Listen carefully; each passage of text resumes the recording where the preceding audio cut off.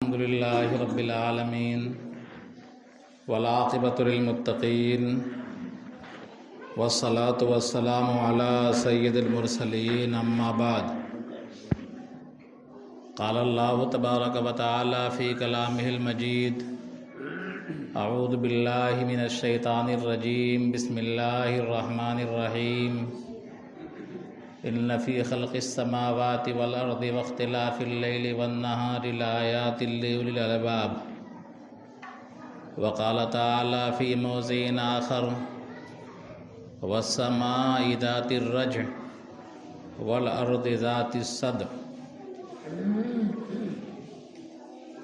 وقال تعالى في موضع آخر قل هو القادر على أن يبعث عليكم عذابا من فوقكم أو من تحت أرجلكم أو يلبسكم شيعا صدق اللہ العظیم۔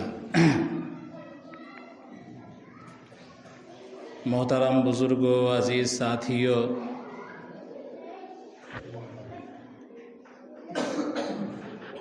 ہم آپ اس زمین پر رہتے ہیں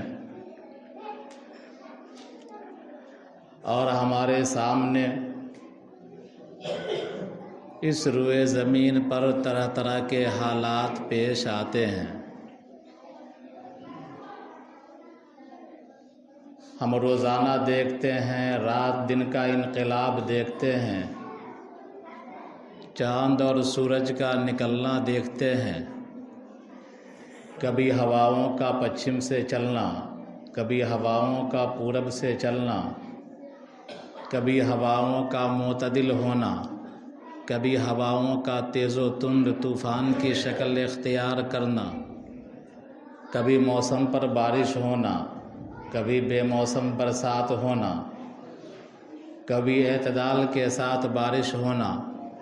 اور کبھی اتنی بارش ہونا کہ سیلاب کی صورتحال بن جائے۔ ہم اور آپ مشاہدہ کرتے رہتے ہیں۔ ایک مومن کے لیے ان تمام مشاہدات کو دیکھتے ہوئے اللہ تبارک و تعالیٰ کی قدرت پر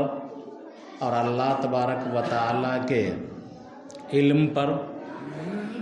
اور اللہ تبارک و تعالیٰ کے اس کائنات کے مکمل احاطے پر یقین اور بڑھ جاتا ہے، بڑھنا چاہیے۔ ہمارا اور آپ کا یقین ہے کہ اس کائنات میں ایک پتا بھی اللہ کی مرضی کے بغیر، اللہ کے حکم کے بغیر ہلتا نہیں ہے، ٹوٹتا نہیں ہے۔ تو دنیا میں جو کچھ بھی انقلابات و حادثات پیش آتے ہیں وہ سب اللہ کے امر سے ہوتا ہے۔ انسان اس دنیا میں جتنا قدیم ہے، گرچہ انسان کی عمر 18,000 سال ہو یا 20,000 سال ہو یا جتنی ہو، آفات اراضی اور سماوی یعنی اوپر کی آفات اور زمینی آفات انسان کے ساتھ لگی ہوئی ہیں۔ کبھی وہ آفات عذاب کی شکل میں ہوتی ہیں۔ اللہ تبارک و تعالیٰ نے قرآن کریم میں مختلف قوموں کی تباہ کاریوں کا ذکر کیا ہے، ان کی بربادیوں کا ذکر کیا ہے کہ کیسے جب اس قوم نے نافرمانی کی تو اللہ تبارک و تعالیٰ کا عذاب ان پر آ گرا۔ قوم شعیب کا تذکرہ ہے کہ شعیب علیہ السلام کی قوم ایک وادی میں آباد تھی، پہاڑ کے دامن میں آباد تھی، اور شعیب علیہ السلام کی قوم کی جو بیماریاں تھیں، جو برائیاں تھیں، کفر و شرک تو کرتے ہی تھے، ساتھ میں وہ لوگ حق تلفی کیا کرتے تھے، ناپ تول میں کمی کیا کرتے تھے، نبی کے سمجھانے کے باوجود وہ بات مانتے نہیں تھے۔ جب نبی سمجھاتے سمجھاتے عاجز ہو گئے تو اللہ تبارک و تعالیٰ نے ان پر بادل کو بھیجا اور ان لوگوں نے سمجھا کہ یہ بادل ہے اور اس موسم میں بارش ہوتی ہے، چلو جھاڑی کے کنارے کھیت کھلیان میں جس طرح بارش ہوتی ہے ہمارے یہاں، تو ہم لوگ کرتا ورتا اتار کر کے نکل جاتے ہیں کھیتوں کی طرف، تو چلو جھاڑیوں کے پاس نہانے کے لیے۔ لیکن اللہ تبارک و تعالیٰ نے کہا بل هو ما استعجلتم به ریح فیہا عذاب علیم، کہ یہ عام بادل نہیں ہے بلکہ وہ بادل ہے جس سے پانی نہیں برسے گا بلکہ آگ کا انگارہ برسے گا۔ اور اللہ تبارک و تعالیٰ نے پوری قوم کو آگ کے انگارے سے اوپر سے اور نیچے سے فاخذتہم الرجفۃ فاصبحوا فی دارہم جاثمین، کہ زلزلے نے ان کو آ پکڑا اور وہ اوندھے منہ گرے پڑے رہ گئے۔ اسی طرح اللہ تبارک و تعالیٰ نے موسیٰ علیہ السلام کی قوم کا ذکر کرتے ہوئے بھی ایک جگہ فرمایا کہ جب موسیٰ علیہ السلام کی قوم بیجا کیل و کال، بیجا بحث و مباحثہ، بیجا نبی کی مخالفت کرتی تھی اور اس معاملے میں حد سے آگے بڑھ گئی، تو ان کے بارے میں بھی اللہ تبارک و تعالیٰ کا قول ہے کہ بنی اسرائیل کے ایک طبقے کو زلزلے نے آ پکڑا، فاخذتہم الرجفہ، کہ زلزلے نے ان کو آ پکڑا۔ بہرحال تو یہ زمینوں کی کپکپاہٹ، زمینوں کی تھر تھراہٹ، سائنس اور توہمات کچھ بھی کہیں، توہمات یہ کہتے ہیں کہ زمین گائے کے ایک سنگ پر ہے، اور جب گائے اپنے سنگ کو بدلتی ہے، دوسرے سنگ پر رکھتی ہے، تو زمین پہ زلزلے آتے ہیں۔ یہ سب وہم ہے۔ کوئی یہ کہتا ہے کہ زمین ایک بڑی چھپکلی پر ہے اور چھپکلی حرکت کرتی ہے تو زمین پر بھونچال آتا ہے، زلزلہ آتا ہے۔ یہ بھی بکواس ہے، واہیات ہے، خرافات ہے، اس کی کوئی حقیقت نہیں۔ ارسطو نے ایک جملہ کہا تھا کہ زمین کے اندر ایک گیس ہوتا ہے، ایک مادہ ہوتا ہے، اور وہ گیس اخراج چاہتی ہے، باہر نکلنا چاہتی ہے، تو اس کی شدت کی وجہ سے زمین میں تھر تھراہٹ پیدا ہوتی ہے۔ ارسطو کا یہ قول آج کے سائنسی نظریے سے کچھ حد تک قریب ہے۔ موجودہ سائنسی دنیا یہ کہتی ہے کہ زمین کے اندر تہ بتہ مختلف پلیٹسیں ہوتی ہیں جس کو ٹونٹیکیو کہتے ہیں، اور وہ پلیٹ کے نیچے ایک مادہ ہوتا ہے، اور وہ مادہ جب انتہائی مگما مادہ انتہائی جب گرم ہو جاتا ہے اور گرم ہونے کے بعد اس سے کرنٹ پیدا ہوتا ہے، پلیٹیں ٹکراتی ہیں اور زمین کے اوپر ایک لہر دوڑتی ہے اور زمین کے نیچے بھی لہر دوڑتی ہے اور زمین تھر تھراتی ہے۔ بہرحال دو کہنے والے جو کچھ بھی کہیں، اگر سائنسی نظریے کو مانا بھی جائے، اور کوئی بڑی مشکل نہیں ہے ماننا، لیکن سوال یہ پیدا ہوتا ہے کہ زمین کے نیچے کی پلیٹوں کو کھسکانا، اس میں توڑ پھوڑ پیدا کرنا، یا اس کے نیچے جو مادہ ہے مگما اس کو گرم کرنا، یہ کس کے امر سے ہو رہا ہے، کس کے حکم سے ہو رہا ہے؟ ظاہر سی بات ہے کہ یہ سب اللہ کے حکم سے ہوتا ہے، اور ہمارا اور آپ کا یقین ہے کہ کائنات کے اندر کوئی بھی چیز اللہ کے حکم کے بغیر نہیں ہوتا۔ ہمارے اسلاف کا، صحابہ کرام کا، نبی کریم صلی اللہ علیہ وسلم کے پورے زمانے میں 63 سال کی عمر میں نہ مکہ میں کبھی زلزلہ آیا، نہ مدینہ میں بھی کبھی زلزلہ آیا۔ تو نبی کریم صلی اللہ علیہ وسلم کا عہد 63 سال کا یہ زلزلے سے مامون ہے، محفوظ ہے۔ عمر فاروق رضی اللہ تعالی عنہ کے زمانے میں ایک مرتبہ زلزلہ آیا۔ عمر فاروق رضی اللہ تعالی عنہ کے زمانے میں 2 مرتبہ زلزلہ آیا۔ ایک مرتبہ پہاڑ پر تھے اور پہاڑ لرزنے لگا تو عمر فاروق رضی اللہ تعالی عنہ نے اپنی ایڑی کو پہاڑ پر مارا، زمین پر مارا، اور کہنے لگے کہ اے زمین، کیا میں نے تم پر عدل نہیں کیا ہے؟ پھر تو کیوں ہل رہی ہے؟ تو راویوں نے لکھا ہے کہ عمر فاروق رضی اللہ تعالی عنہ کی کرامت کو بیان کیا ہے کہ ان کی اس ایڑی اور اس جملے کی وجہ سے زمین کا حرکت ہونا بند ہو گیا۔ دوسری مرتبہ زلزلہ آیا، حضرت صفیہ راوی ہیں، وہ بیان کرتی ہیں کہ ہم لوگ گھروں میں تھے، زلزلے کی شدت ایسی تھی کہ ایک پلنگ دوسرے پلنگ سے ٹکرا رہی تھی۔ عمر فاروق رضی اللہ تعالیٰ عنہ دوڑے ہوئے منبر رسول پر تشریف لائے اور لوگوں کے درمیان خطبہ دیا، تقریر کیا، اور تقریر کے اندر یہ جملے آپ نے ارشاد فرمائے کہ اے لوگو، تم نے دین میں طرح طرح کی نئی نئی چیزوں کو ایجاد کر رہے ہو، بے دینی کو تم دین سمجھ کر کے کام کر رہے ہو، اگر تم یہ کام کرتے رہے اسی کا نتیجہ ہے کہ یہ زمین کی کپکپاہٹ، زمین کا زلزلہ اسی کا نتیجہ ہے۔ اگر تم یہ کام کرتے رہے تو میں تمہارے درمیان سے نکل جاؤں گا، چلا جاؤں گا، کہیں اور چلا جاؤں گا۔ بہرحال عمر فاروق رضی اللہ تعالیٰ عنہ کے اس واقعہ سے پتہ چلتا ہے کہ ایک مومن کی شان یہ ہے کہ زمین پر کوئی بھی حادثہ ہو تو وہ اللہ تبارک و تعالیٰ کی طرف رجوع کرے، اللہ تبارک و تعالیٰ کی طرف متوجہ رہے، سائنسی وجوہات کو چھوڑ دے۔ سائنسی وجوہات اپنی جگہ، سائنس والے تلاش کرتے رہیں، لیکن ایک بندہ مومن اپنے آپ کو اللہ کے سپرد کر دے، اللہ کی طرف متوجہ ہو جائے۔ ہم دیکھتے ہیں، ہمارا مشاہدہ ہے کہ بسا اوقات ہم چلتے ہیں، پھسل جاتے ہیں، لیکن ہمارا پیر نہیں ٹوٹتا،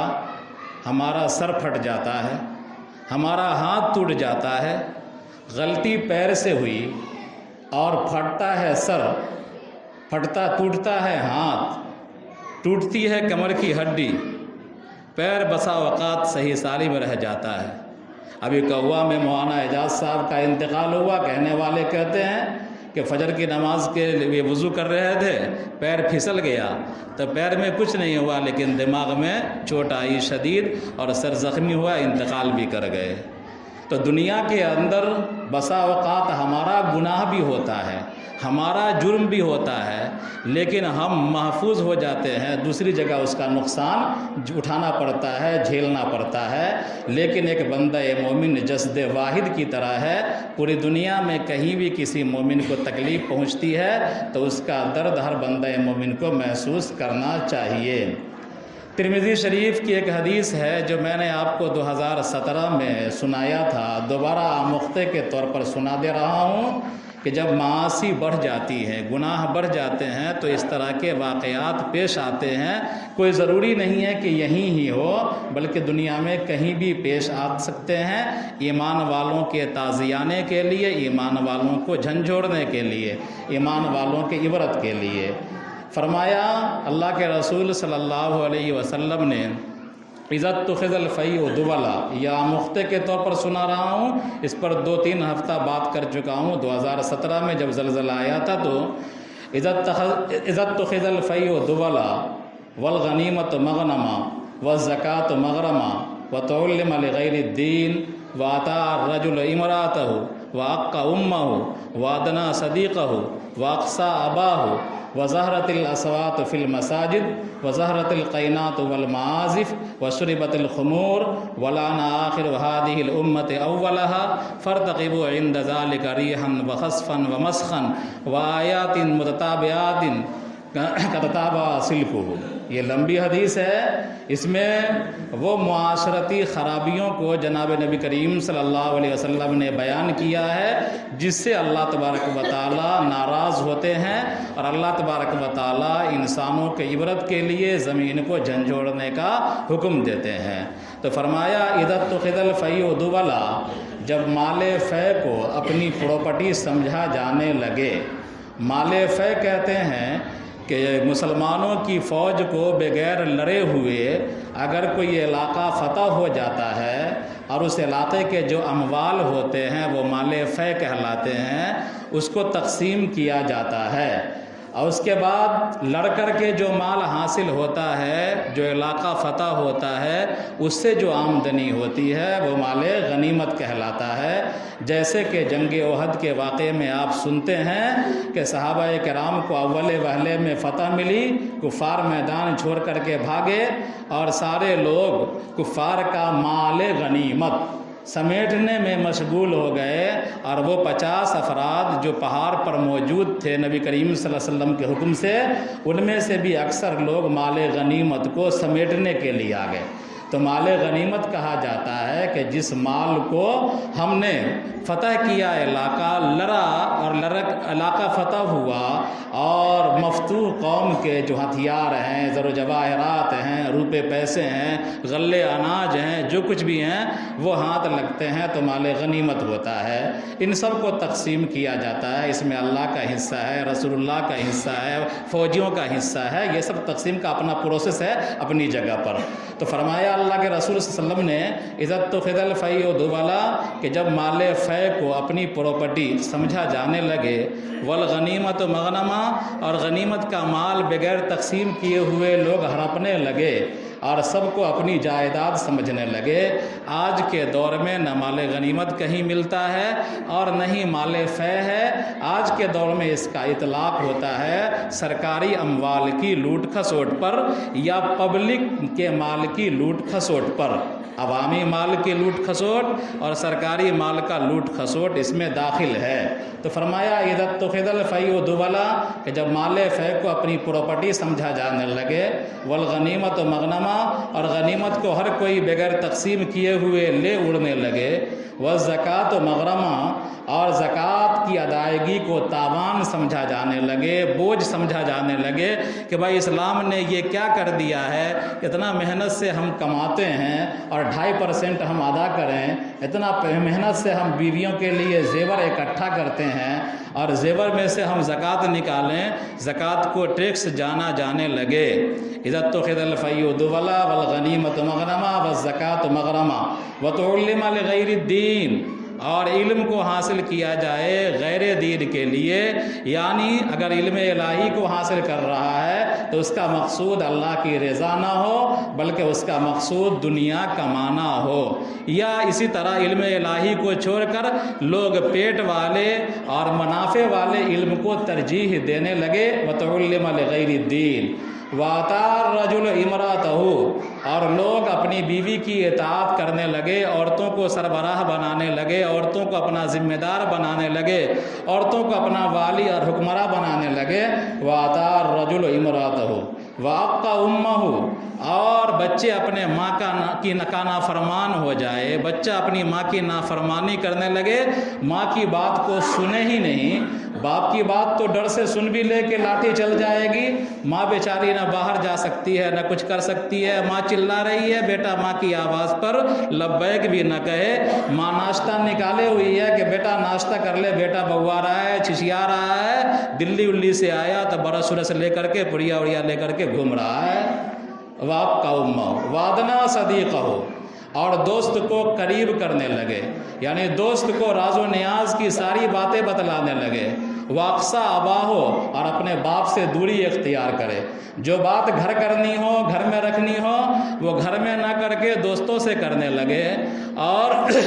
اپنے باپ سے دوری اختیار کرنے لگے، اپنے باپ سے کچھ نہ بتلائے، اپنے دوستوں سے ساری بات بتلانے لگے۔ وَأَقْصَىٰ أَبَاهُ وَظَهَرَتِ الْأَصْوَاتُ فِي الْمَسَاجِدِ، مسجدوں میں شور و غوغا ہونے لگے، بات بات پر ہنگامہ ہونے لگے، طرح طرح کی آوازیں نکلنے لگے، اللہ کے ذکر تلاوت کے علاوہ دنیاوی باتوں کا شور ہونے لگے۔ وَظَهَرَتِ الْأَصْوَاتُ فِي الْمَسَاجِدِ، جھگڑے اگڑے سب اس میں آ گئے۔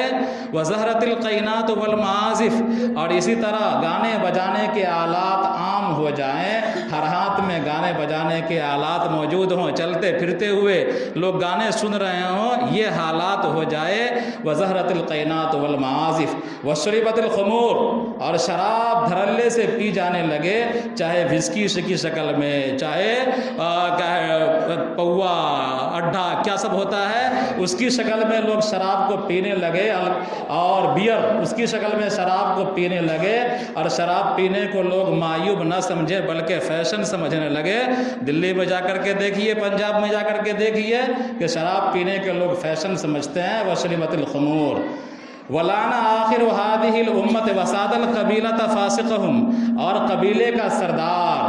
قبیلے کا چودھری، قبیلے کا سردار وہ کیا ہو جائے؟ فاسق ہو جائے، دین سے دور آدمی، دین سے دور رہنے والا، دین سے کوئی تعلق نہ ہو، وہ سربراہ ہو جائے، وہ ذمہ دار ہو جاتے ہیں۔ وکان رئیس القبیلۃ ارذلہم، اور قبیلے کا سردار گھٹیا آدمی ہو جائے۔ ولعن آخر هذه الامت اولها، اور بعد والے لوگ پہلے لوگوں کو برا بھلا کہنے لگے، پوتا دادا کو گالی دینے لگے کہ دادا نے ہمارے لیے کوئی زمین نہیں چھوڑا، ساری زمین بیچ کر کے اڑا دیا، اور چھوٹے چھوٹے لوگ بڑے بڑے اماموں کو برا بھلا کہنے لگے، اور اسی طرح منہ مسور کی دال والے صحابہ کرام پر تان و تشنیع کرنے لگے۔ یہ حالت ہو جائے، خاندان کے بزرگوں کی توہین کی جانے لگے، خاندان کے گزرے ہوئے لوگوں کی توہین کی جانے لگے، ائمہ کرام کی توہین کی جانے لگے، سلف صحابہ کی تابعین کی توہین کی جانے لگے، تو فرمایا اگر یہ ساری برائیاں پھیلنے لگے، فارتقبوا عند ذلک ریحا وخسفا ومسخا وآیات متتابعات، کہ تم انتظار کرو اللہ تبارک و تعالیٰ کی طرف سے تیز و تند آندھیاں تم پر آ جائیں گی، اللہ تبارک و تعالیٰ کی طرف سے زلزلے تم پر مسلط ہو جائیں گے، اور تم زمین میں دھسا دیے جاؤ گے۔ قل هو القادر علی ان یبعث علیکم عذابا من فوقکم او من تحت ارجلکم، اے نبی صلی اللہ علیہ وسلم آپ فرما دیجئے کہ بھلا بتاؤ کون ہے جو قدرت رکھتا ہے اس بات پر کہ آسمان سے تم پر عذاب بھیج دے اور زمین پر سے تم پر عذاب بھیج دے، زمین سے بھی عذاب بھیج دے، آسمان سے بھی عذاب بھیج دے، آسمان سے عذاب بجلیوں کا گرنا، آسمان سے عذاب بارش کا بے سمت ہو جانا، آسمانوں سے عذاب ہواؤں کا تیز و تند چلنا، طوفانوں کا بے سمت ہو جانا، زمین سے عذاب زلزلے کی شکل میں آنا، زمین کا کہیں دھس جانا، کہیں اٹھ جانا، یہ سب عذاب آئیں گے۔ جناب نبی کریم صلی اللہ علیہ وسلم نے ایک موقع پر ارشاد فرمایا، لا تقوم الساعة حتى يقبض العلم وتكسر الزلازل، کہ یہ قیامت اس وقت تک قائم نہیں ہوگی جب تک کہ علم کو اٹھا نہ لیا جائے، یعنی علم اٹھ جائے گا۔ علم کیسے اٹھے گا؟ کہ علماء اٹھیں گے اور ان کی جگہ لینے والے کوئی نہ ہوں گے، حتیٰ کہ اتخذ الناس رؤوسا جہالا، یہاں تک کہ لوگوں نے اپنا سربراہ لوگ جاہلوں کو بنا لیں گے، فافتوا بغیر علم، بغیر علم کے فتویٰ دیں گے، ضلوا فاضلوا، خود گمراہ ہوں گے، دوسروں کو گمراہ کریں گے، حتیٰ یقبض العلم، علم اس طرح اٹھا لیا جائے گا، وتکسر الزلازل، اور زلزلوں کی کثرت ہوگی، کبھی یہاں زلزلہ آئے گا، کبھی وہاں زلزلہ آئے گا، زلزلوں کی کثرت ہوگی، وتقارب الزمان، زمانے قریب قریب ہو جائیں گے، مہینہ سال مہینے کے برابر ہو جائے گا، برکت ختم ہو جائے گا وقت کا، سال مہینے کے برابر، مہینہ ہفتے کے برابر، گزرتے ہوئے کوئی ٹائم نہیں لگے گا، یوں لگے گا کہ ابھی تو عید پڑھے ہیں پھر عید آ رہی ہے، ابھی تو رمضان گزرا ہے پھر رمضان آ رہا ہے، زمانہ قریب قریب ہو جائے گا۔ تو فرمایا اس وقت قیامت قائم ہوگی، اور جب قیامت قائم ہوگی اس کی شدت اور ہولناکی کس انداز سے بیان کیا گیا۔ بہرحال پھر انشاءاللہ بات آگے ہوگی، ٹائم زیادہ نکل رہا ہے۔ ترکی میں 6 تاریخ کو زلزلہ آیا، بڑا بھیانک حادثہ ہے اور پوری امت مسلمہ کے لیے درد بھرا منظر ہے۔ 6 تاریخ کو آیا اور صبح فجر کی اذان سے 1.5 گھنٹہ تقریباً پہلے زلزلہ آیا، اور 2 مرتبہ آیا زلزلہ، 7.5 اشاریہ 7.8 اشاریہ، ہمارے یہاں جو زلزلہ آیا تھا 17 میں اس کا 2 گنا، ہمارے یہاں تھا 4.5 کا آیا تھا، لیکن وہاں جو آیا ہے وہ اس کا 2 گنا زلزلہ آیا ہے، اور 1 ضلع 2 ضلع نہیں بلکہ 10 ضلعوں میں 10 صوبوں میں زلزلے کے اثرات ہیں، اور تقریباً لوگ کہتے ہیں کہ 12 ملین 1 کروڑ 20 لاکھ لوگ زلزلے سے جزوی یا کلی طور پر متاثر ہوئے ہیں،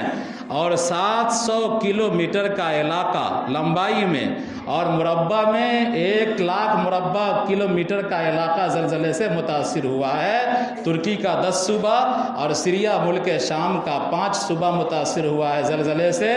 40,000 سے زائد لوگوں کی ہلاکت کا اندیشہ ہے، جو شہید ہو گئے یا ہو گئے ہوں گے پتہ نہیں چلا ہے، اور لاکھوں لوگ بے گھر ہوئے۔ پہلا زلزلہ آیا، پھر اس کے بعد شانت ہوا، برف باری ہو رہی تھی، زلزلہ آیا، لوگ باہر نکلے، باہر نکلنے کے بعد جب زمین شانت ہوئی تو پھر لوگ برف باری سے بچنے کے لیے اپنے گھروں میں گئے، دوبارہ پھر زلزلہ آ گیا، اور جو لوگ اپنے گھروں کو لوٹے تھے وہ اپنے گھروں ہی میں وہ ایک طرح سے ملبے کے نیچے دب گئے۔ 90 ممالک کی ٹیمیں کام کر رہی ہیں، مختلف تنظیمیں امت مسلمہ سے اپیل کر رہی ہیں کہ جن سے جو ہو سکے اس موقع پر ترکی اور سیریا کی امداد کے لیے کوشش کرے، اور اپنے جان سے مال سے اللہ کے بندے پہنچ رہے ہیں۔ 90 ممالک کی ٹیم پہنچی ہے، وہ بھی ہمارے جیسے آپ جیسے انسان ہی ہیں، جو محض انسانی ہمدردی کی بنیاد پر وہاں پہنچے ہیں اور رضاکارانہ طور پر خدمات انجام دے رہے ہیں۔ ملبہ اتنا ہے کہ بلڈوزر سے اٹھایا نہیں جا سکتا، JCB سے اٹھایا نہیں جا سکتا، اس لیے کہ نیچے ہو سکتا ہے کوئی جان زندہ ہو، صحیح سلامت ہو، اگر JCB لگایا جائے گا تو جو بچا ہوا ہے وہ بھی چلا جائے گا۔ ہاتھ سے چھوٹی چھوٹی مشینوں سے سوراخ کر کے دیکھا جا رہا ہے، پرکھا جا رہا ہے۔ بہرحال ہو کا عالم ہے، تباہی کا منظر ہے، ہم کو دعا کرنا چاہیے اللہ تبارک و تعالی تمام شہیدوں کی مغفرت فرمائے، ان کے درجات کو بلند فرمائے، تمام پسماندگان کو صبر جمیل عطا فرمائے، جن کا مکان گھر دوار لٹا ہے، پیٹا ہے اور ٹوٹا پھوٹا ہے، اللہ تعالیٰ سب کو ان کا نعم البدل عطا فرمائے۔ اور ہم سے جو ہو سکے انفرادی طور پر بھی ترکی کی ایمبیسی کا اکاؤنٹ ہے، وہاں بھی آپ بھیج سکتے ہیں، سیریا کی ایمبیسی کا اکاؤنٹ ہے، وہاں بھی بھیج سکتے ہیں رقم، اجتماعی طور پر بھی اکٹھا کر کے آپ بھیج سکتے ہیں، ڈائریکٹ ہی بھیج سکتے ہیں، مختلف تنظیموں کے ذریعے سے بھی آپ بھیج سکتے ہیں، جمعیت علماء کے ذریعے سے بھی، امارت شریعہ کے بھی ذریعے سے بھی، آل انڈیا ملی کونسل کے ذریعے سے بھی آپ رقم بھیج سکتے ہیں، اور ہم کو بھیجنا چاہیے۔ کم سے کم اس موقع پر ہم تو یہ جذبہ دکھائیں کہ وہ ہمارے ایمانی بھائی ہیں، ان کا درد ہمارا درد ہے، ان کی تکلیف ہماری تکلیف ہے۔ ہو سکتا ہے بدعمالیاں ہماری ہوں اور زلزلہ وہاں آ گیا ہو، جس طرح گرتا ہے انسان، پیر سے پھسلتا ہے اور ٹوٹ جاتا ہے، پھوٹ جاتا ہے سر اور ٹوٹ جاتا ہے ہاتھ اور ٹوٹ جاتی ہے کمر کی ہڈی، ہو سکتا ہے بدعمالیاں ہماری ہوں اور کفر سے مروبیت ہماری ہو اور نتیجہ ادھر ہو گیا ہے۔ اللہ تبارک و تعالی ہم سب کو سمجھ عطا فرمائے اور اپنے پروردگار کی طرف رجوع کرنے کی توفیق عطا فرمائے۔ ربنا تقبل منا انک